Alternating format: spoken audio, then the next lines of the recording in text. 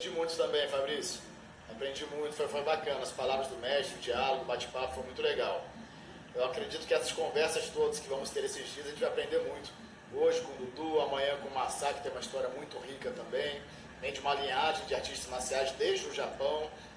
Né? Sábado com o Pedro Otávio, vulgo de Pedro, lutador fera braba da década de 80 e 90, fez mais de 50 lutas de vale tudo, lutou contra o Mark Kerr, que era um fenômeno na época, lutou contra o Mestre Ruth, que foi aquele que nocauteou o Vitete. Então, assim, a gente tem muito a aprender nisso aí. Segunda-feira com o Nig, na terça com a Carmona, e mais pra frente vão vir outros aí também. Vai ser bacana, vão aprender bastante aí.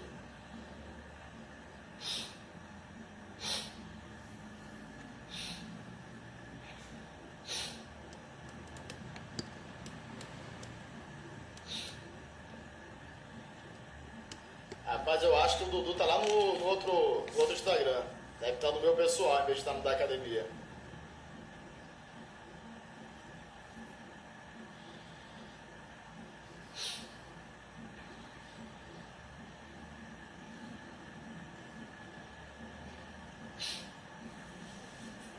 Ele que tá com esse legado aí, é ele? Vou adicionar aqui então. Decide aí, é ele ou não está nesse legado aí?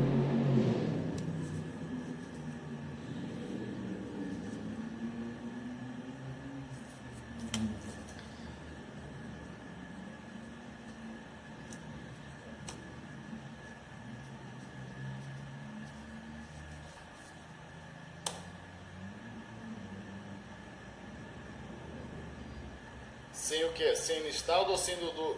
Qual dos dois que é ali?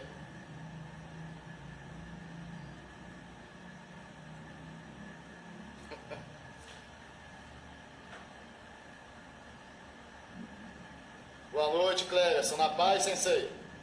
Tamo junto aí hoje, meu irmão.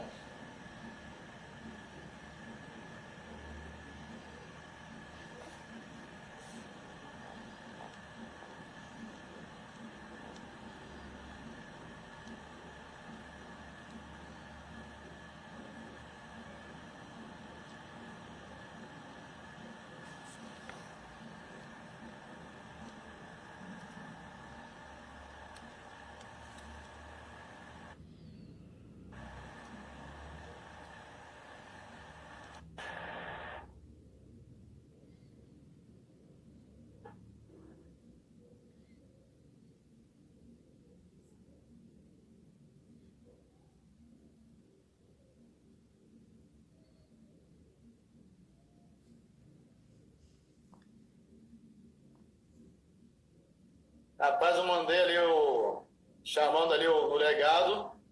Parece que ele não tá mais online. Alguém manda um zap pra ele aí. Já tá na hora aí de começar.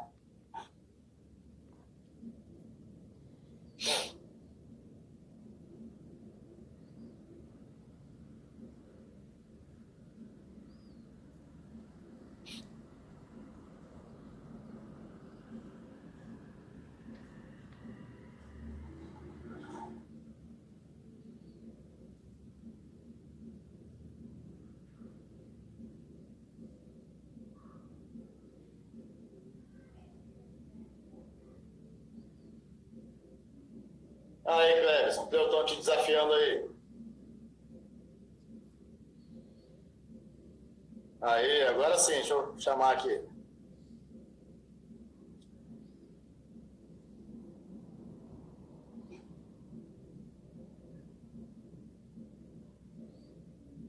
Já mandei o convite aí para adicionar.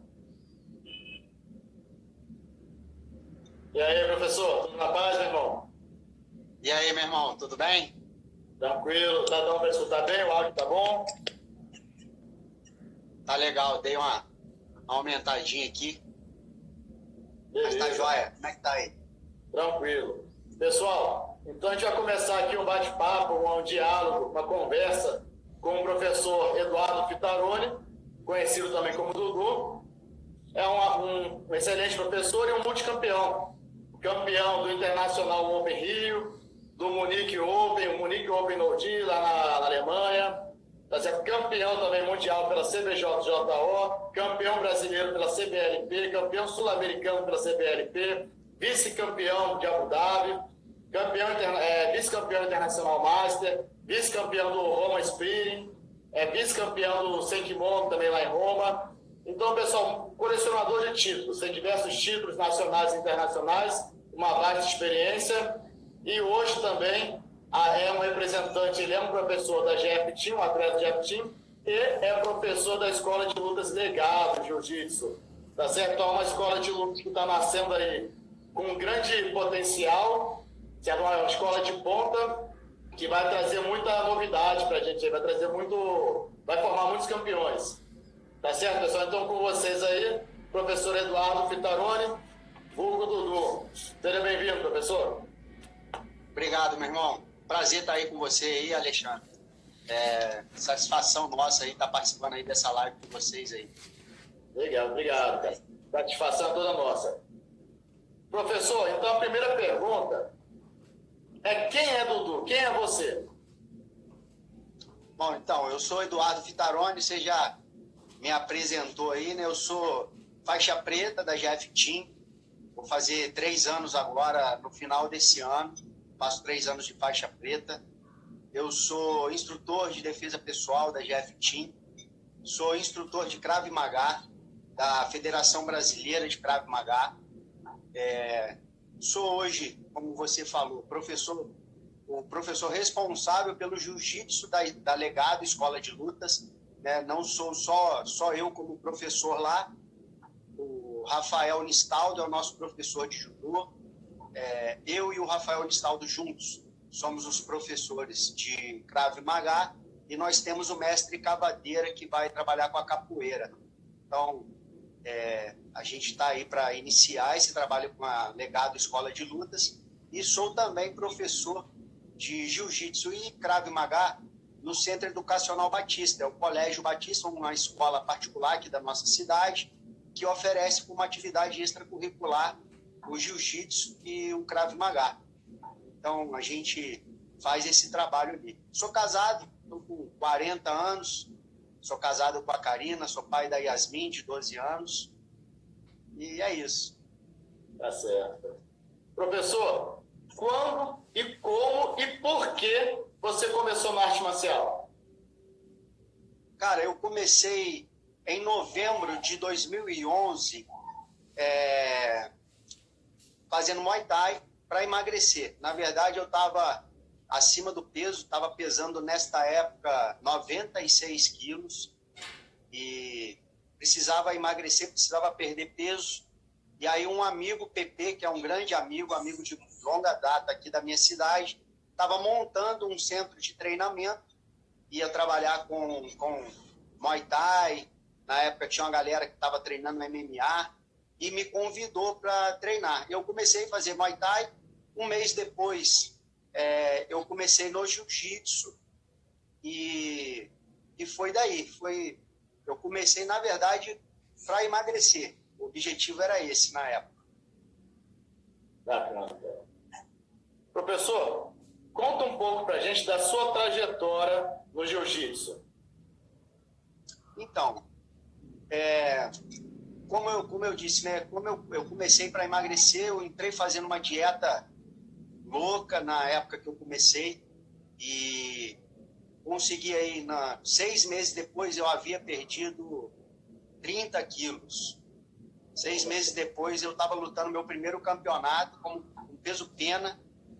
Fui para o campeonato pesando 67 quilos, tinha perdido 29 quilos. Lutei o campeonato estadual do Rio de Janeiro, fui medalha de bronze. E foi ali que foi o pontapé, né, inicial da minha trajetória. E dali eu vim treinando, participando de competições, gostei, me apaixonei por competir e vim participando de competições. E sempre busquei também muitos seminários, cursos para fazer. Sempre gostei muito dessa parte de ser professor, de dar aula. Sempre tive isso como um objetivo, não só as competições, mas trabalhar com o jiu-jitsu, dar aula. Então, sempre foquei nisso, sempre busquei seminários, todas as oportunidades que eu tive de cursos, seminários na minha região, quando, mesmo longe, quando dava para ir, eu procurei fazer. Bacana. E você começou a dar aula quando? Então, eu comecei, as primeiras aulas, eu estava na faixa roxa. Na faixa roxa eu comecei a ajudar no projeto na minha igreja. A gente montou o Ministério de Esportes Vida Radical, que hoje é o trabalho que a gente faz no Colégio Batista, que aí ganhou uma proporção maneira, entendeu? Mas antes era um projeto social na igreja. A gente conseguiu umas placas de tatame. Meu professor na época era o Jonatas Melo, o Joninho, e eles nos apoiavam lá. E eu ficava de frente, porque ele trabalhava com escala, e muitas vezes eu que puxava o treino. Então eu fui começando a dar aula nessa época como professor ali no Centro Educacional Batista. Isso aí foi mais ou menos 2014 para 2015, acho que 2015. Foi quando eu estava na faixa roxa, isso aí, 2015. Bacana. Professor, e assim, as academias, elas em geral, elas acabam sendo uma extensão da nossa família, uma extensão da nossa casa. Fazemos muitas amizades, são laços fortes de amizade, acabamos criando laços familiares com esses amigos de tatame, e a gente acaba obtendo muita lembrança, muita memória, tanto boa quanto ruim, né, de coisas que aconteceram, né, com amigos, conosco, né, que envolvem a galera da academia. E na sua memória, assim, na tua cabeça, qual é a melhor memória que você tem, qual a melhor lembrança da sua época de aluno? Cara, então, essa amizade, né, cara, da galera, e quando a gente é aluno, a gente tá ali muito na zoeira, brincando. Então, a gente tinha muito de zoeira na época, na hora de aquecimento, por exemplo. Tinha dia que a gente disputava quem fazia o aquecimento mais rápido, mais abdominal, mais flexão. E tinha dia que a gente disputava quem enganava mais o professor. Quando o professor passava e ficava de costas, que ficava de sacanagem, zoando. Então, esse companheirismo, o incentivo na época de campeonato, do colega de treino, de estar junto ali, de estar sofrendo junto. A zoeira na hora do sparring, como eu falei, eu comecei no Muay Thai, então eu trocava porrada com a galera, e aí a gente trocava porrada e gostava de sair com sangue na boca, sair na porrada, e no rola a mesma coisa, né? A gente brinca, a gente zoa, que vai pegar, que vai fazer acontecer na hora do rola. Então essa brincadeira, essa coisa legal dos amigos que a gente faz no tatame, né? Tanto no jiu-jitsu quanto no Muay Thai, em todas as artes marciais, isso aí marca muito, né, cara? A gente faz amigo pro resto da vida. Professor, outra coisa. Assim como eu falei que nas academias a gente acaba desenvolvendo laços muito fortes de amizade, que chegam a ser laços familiares, os professores, por sua vez, os nossos mestres, eles acabam sendo um pouco de nossos pais, né? Acabam nos ensinando muita coisa. Sempre tem uma frase que eles falaram que fica marcada na nossa vida. Qual frase do seu mestre que você lembra, que você sempre carrega, que você sempre transmite, que você nunca se esquece? Uma frase, o meu mestre hoje, meu professor hoje, é o Vitor Santos, líder da GF Team de Campos, né, aqui no estado do Rio de Janeiro. E a gente tem lá, não é uma frase, né, são três palavras lá que são pintadas lá no nosso CT, que é fé, paciência e perseverança. Uma coisa que ele sempre fala, que sempre o melhor está por vir. Então, acho que fé, paciência e perseverança podem levar a gente a muitos lugares, muito longe, né, cara? Se a gente acreditar, correr atrás, fazer a nossa parte e ter perseverança, acho que a gente vai longe, né? Sim, bacana, cara. Qual o seu maior arrependimento na arte marcial? Meu arrependimento, um arrependimento que eu tenho é de ter começado tão tarde. Eu tive tive a oportunidade de começar a arte marcial cedo. Na minha cidade já tinha muitas coisas, muitas oportunidades. Tinha amigos que faziam taekwondo, tive amigos que faziam karatê, do próprio jiu-jitsu. O primeiro professor de jiu-jitsu aqui da cidade, de Bom Jesus da Bapuana, foi o Washington, que era um amigo desde sempre, desde a vida inteira, quando eu vim morar aqui na cidade. E eu fui começar isso na época que eu tinha 12, 13 anos. E eu fui começar a fazer jiu-jitsu, arte marcial, meu primeiro contato já com 31 anos. Então, assim, esse é um arrependimento que eu tenho. E, assim, levando para o lado de... Lembrando aqui na questão de competição, eu tenho um arrependimento numa competição, uma frustração, que foi no Internacional de Master, em 2016, que eu fiz as 2 primeiras lutas, ganhei as 2 primeiras lutas, fui para a final, cheguei na final, eu jogava de meia guarda, tentei puxar o atleta, o oponente, para guarda, para meia guarda 2 vezes, ele já batia meio que passando, aí eu levantava com ele de novo, e depois eu meio que dei uma amarelada. Não puxei mais, fiquei trocando alto com ele, alto, acabei tomando uma punição e perdi na final por uma punição. Porque o ouro passou nas minhas mãos e eu deixei passar. Tinha que ter acreditado, feito o meu jogo e mandado ver. Aí volta naquela frase, né? Perseverança, né? E acreditar no que você faz, treino, né? Uma hora dava certo. Puxava ali a meia guarda, daria certo, né? Tem que assistir. Tá certo, é aprendizado, né, professor? Com certeza. Professor, qual o sonho que você ainda pretende realizar na arte marcial, no jiu-jitsu? Cara, a gente está hoje realizando um grande sonho, que é montar essa escola de lutas aqui na cidade. Né? Isso aí é um sonho que a gente tem, trabalhar com essa escola de lutas aqui, com um trabalho diferenciado, educacional, através da arte marcial. E como atleta, eu ainda sonho em ser campeão internacional de Master e campeão do Grand Slam de Abu Dhabi. São os 2 campeonatos que eu vejo hoje para a gente, que é Master, né? Eu sou hoje Master 3, vou fazer 41 anos em julho, e são 2 grandes campeonatos, os 2 maiores campeonatos que rolam aqui no Brasil, que são mais fáceis da gente estar participando, né? Que é no Rio de Janeiro. Para mim aqui é mais fácil. Eu estou no interior do Rio, né? Você está em Rondônia, eu estou no interior do Rio. Para eu chegar no Rio de Janeiro são 5, 6 horas de viagem. Então, para São Paulo, nem se fala, é longe demais. Então, assim, a gente luta, o mais longe aqui que eu lutei aqui no Brasil no Rio. Então, são 2 campeonatos que rolam no Rio de Janeiro que eu ainda vou. Era a meta desse ano, mas com essa quarentena aí a gente está prorrogando, né? Vai ter que esperar aí rolar esses campeonatos aí e me preparar para sair na porrada. Eu também gosto muito do Internacional Master, porque acho que é um evento grande, que a gente vê aqueles ícones que a gente acompanhou desde criança, né? Então você vê lá os caras que são monstros lutando, e às vezes a gente dá o azar de bater de frente com eles logo na primeira luta, né? É complicado, mas é bom demais, né? Às vezes ver aquele ídolo que se torna nosso adversário, e a gente tem que treinar mais para poder dar conta deles, né, cara? Isso é muito motivador. Professor, voltando um pouco naquele assunto que a gente estava falando ali do seu arrependimento, aí você falou que o seu arrependimento maior é não ter começado mais cedo.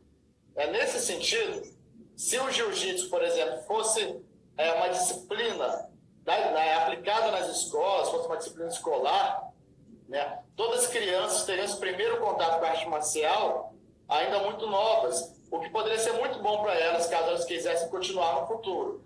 O senhor acha que o jiu-jitsu deve ser uma disciplina ofertada nas escolas, obrigatória nas escolas? Pô, com certeza, né, cara? Hoje, no estado do Rio de Janeiro, tem alguns projetos de lei sendo votados. No início desse ano começaram a ser votados alguns projetos de lei para a arte marcial se tornar uma atividade curricular no ensino público.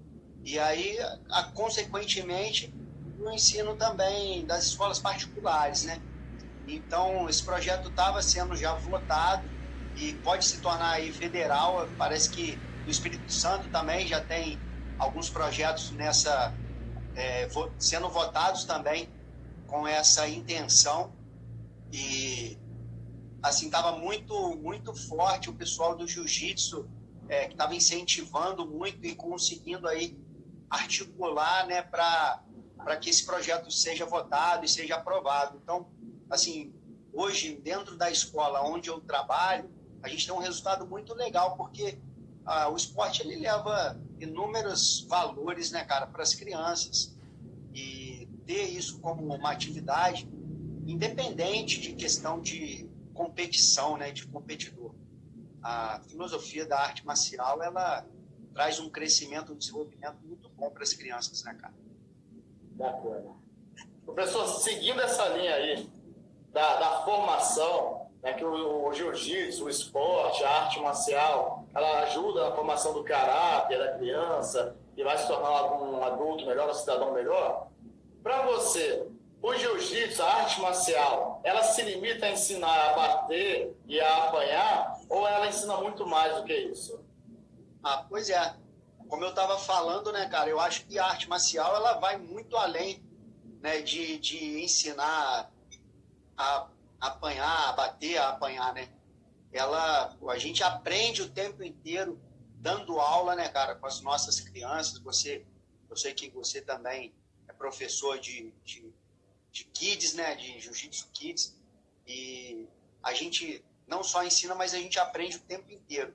E o jiu-jitsu nos dá a oportunidade de estar ensinando valores através da prática, né, cara? A gente consegue ensinar companheirismo, respeito, disciplina, né, cara? A gente consegue estar levando muitos valores para as crianças, que isso vai muito além de competição, de bater, de apanhar. A parte de defesa pessoal, das crianças autoconfiança, isso aí acho que é o mais importante. Esse eu acho que é o maior legado que nós, como professores de artes marciais, podemos deixar para as crianças e para os adultos também. A gente tem uma ferramenta extraordinária na mão e isso acho que tem que ser o nosso legado. Essa é a nossa proposta lá na escola, né? De estar ensinando valores através do esporte, deixar aí legado para as crianças, para os nossos alunos.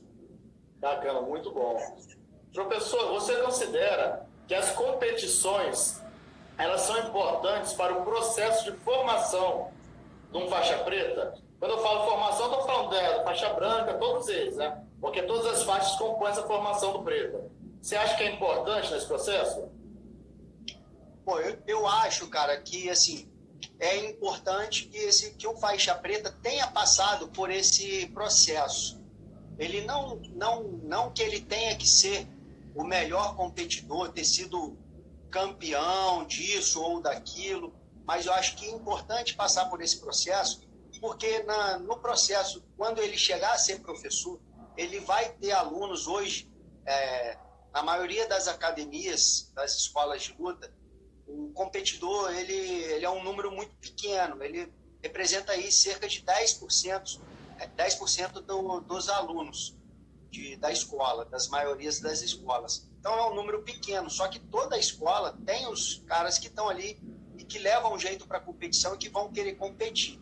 E eu acho muito difícil um professor que nunca competiu, né? Como eu disse, não precisa ser um campeão de nada, mas ele não ter vivenciado a adrenalina, os medos, a euforia que é ganhar um campeonato, ele não vivenciar isso para na hora dele ensinar, dele estar ali conduzindo um aluno e ele não vivenciou. Eu acho que é difícil para um professor que nunca vivenciou.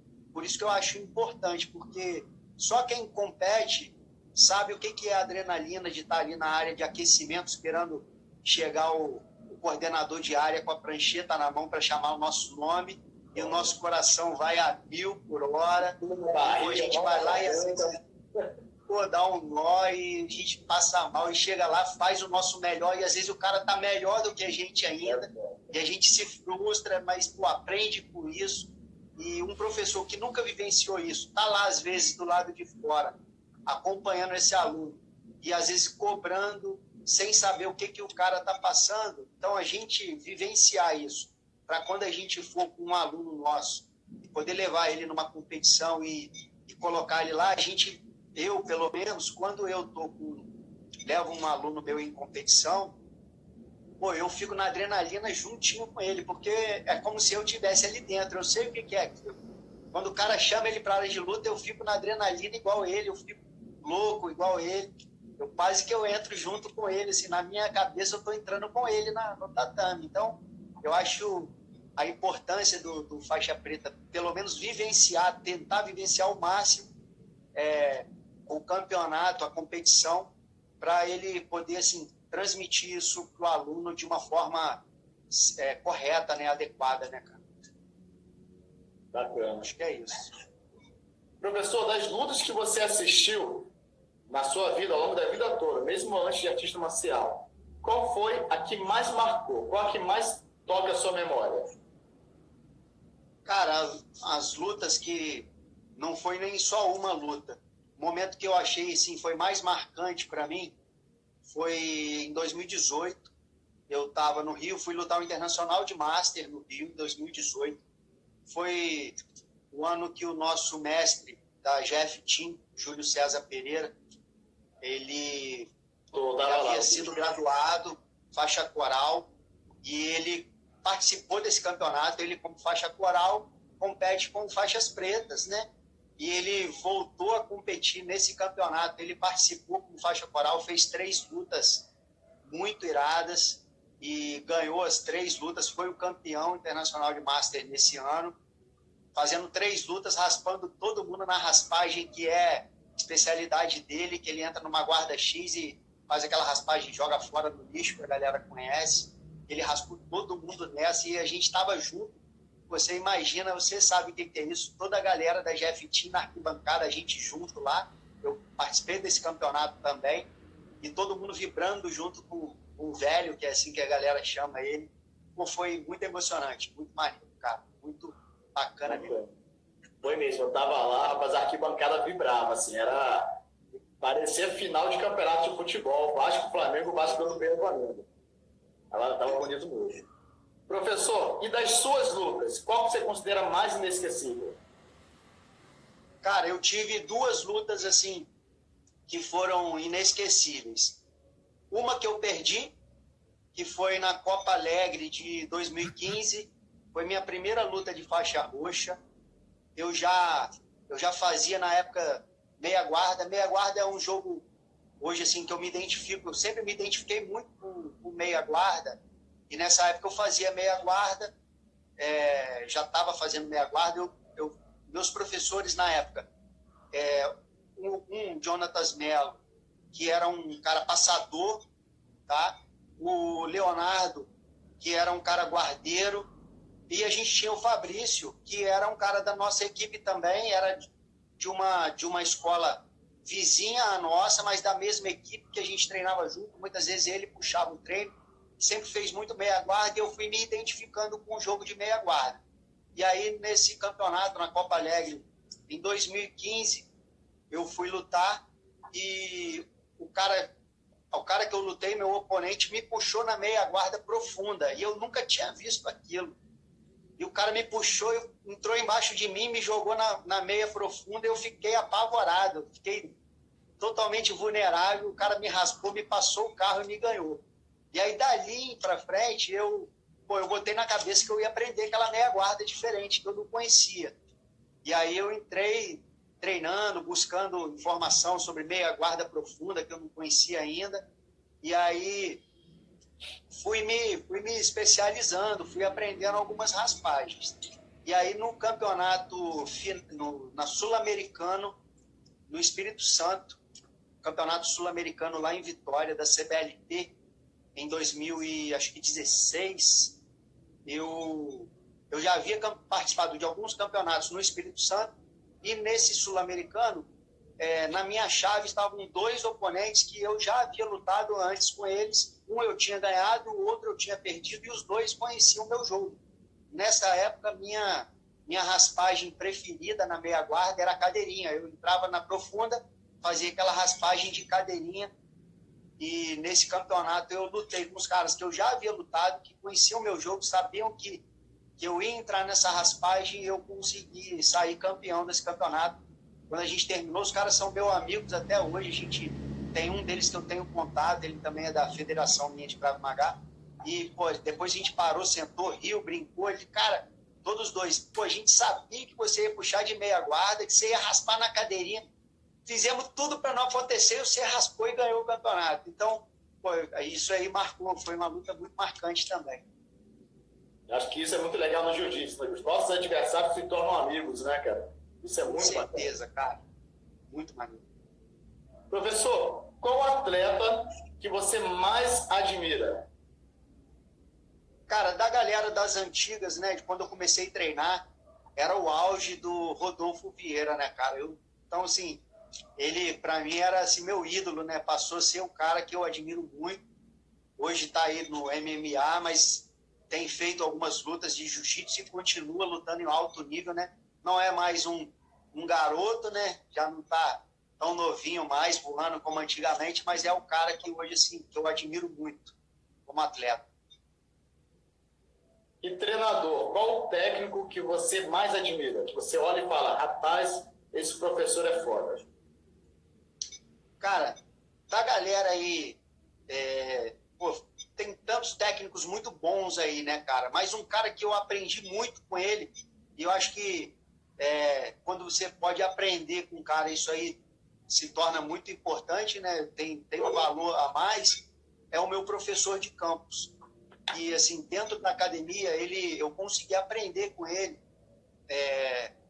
que a gente tem todo tipo de aluno dentro da academia. Ele consegue atrair e oferecer o jiu-jitsu para atletas que querem competir, para atletas que estão ali só pelo esporte, só para participar, pessoas que nem são atletas, que estão ali porque às vezes não tem um outro ciclo de amizade, o cara vai lá mesmo só para resenha e ele consegue entender isso e atender esse cara também, não cobrando como cobra de um competidor.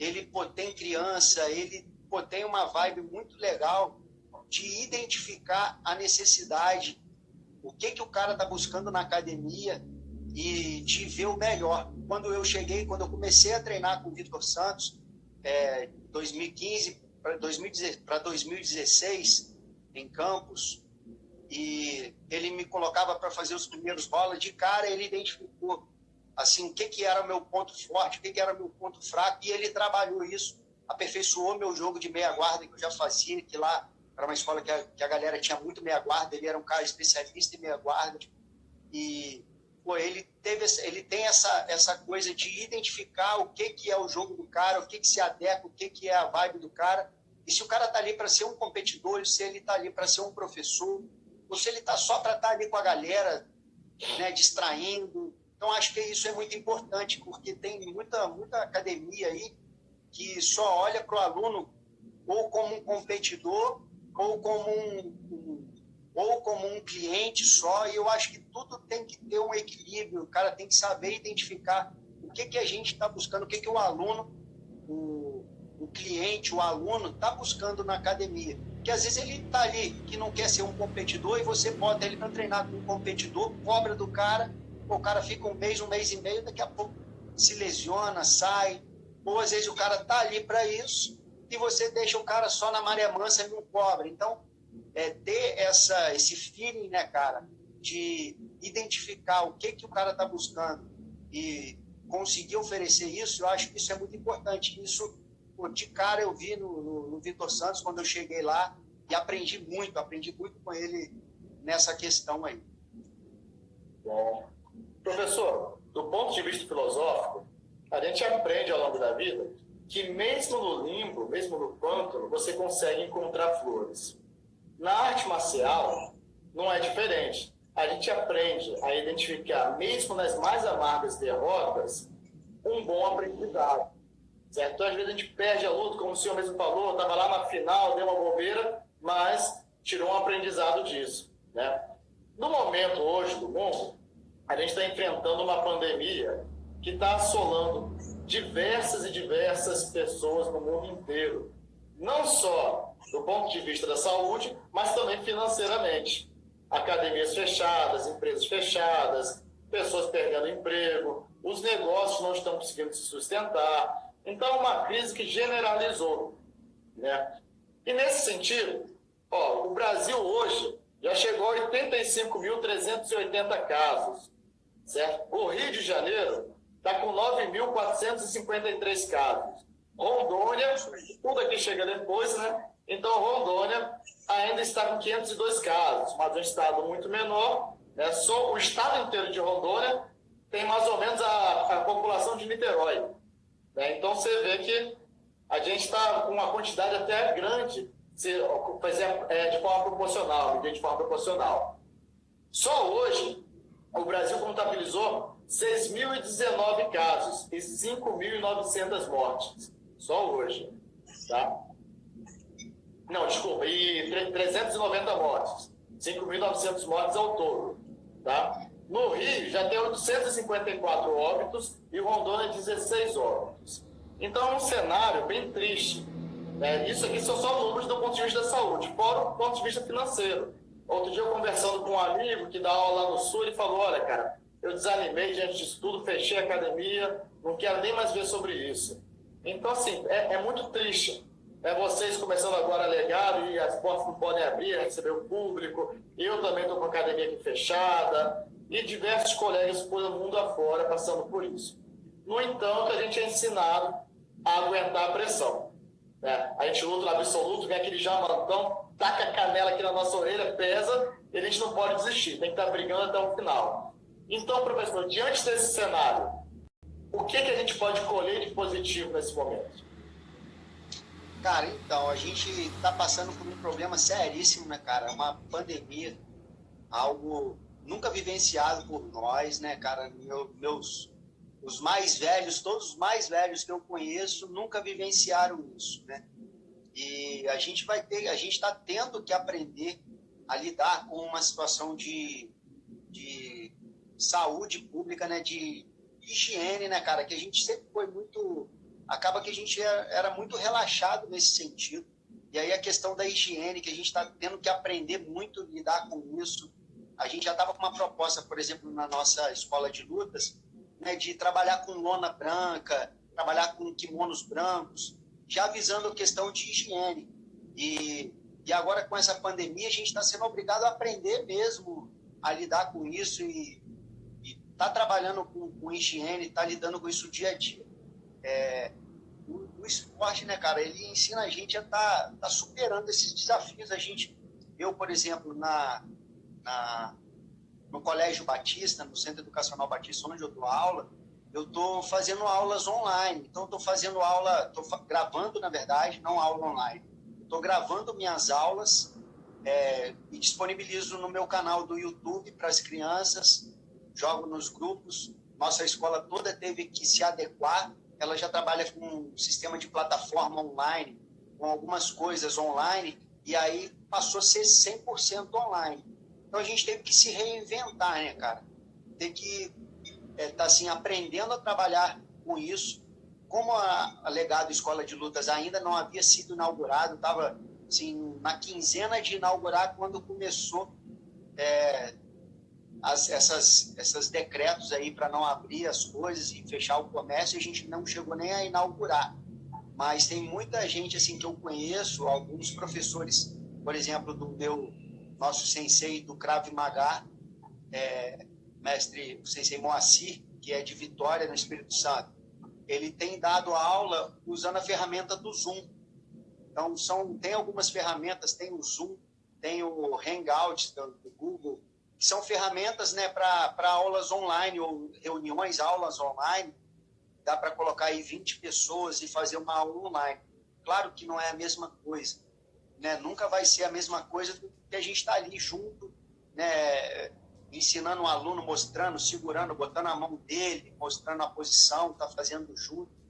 Mas a gente tem que se reinventar, né, cara? A gente tem que aprender a lidar com a situação, tentar não parar, tentar manter motivados os alunos, manter motivado o pessoal, e a gente não tem para onde correr. A gente tem que superar aí esse momento, tentar acompanhar aí os decretos, né, as informações, tá aí dentro, se adequando aí o que o governo tem colocado para a gente não se contaminar, não estar contaminando outras pessoas, né, e esperar e passar, porque vai passar, né? Deus tá cuidando, as coisas vão acontecendo ali, mas vai dar tudo certo. Professor, e qual dica que você dá para quem quer treinar em casa? O que a pessoa pode fazer para não ficar totalmente parado? Qual dica que você dá? Pô, em casa tem muita coisa. Hoje,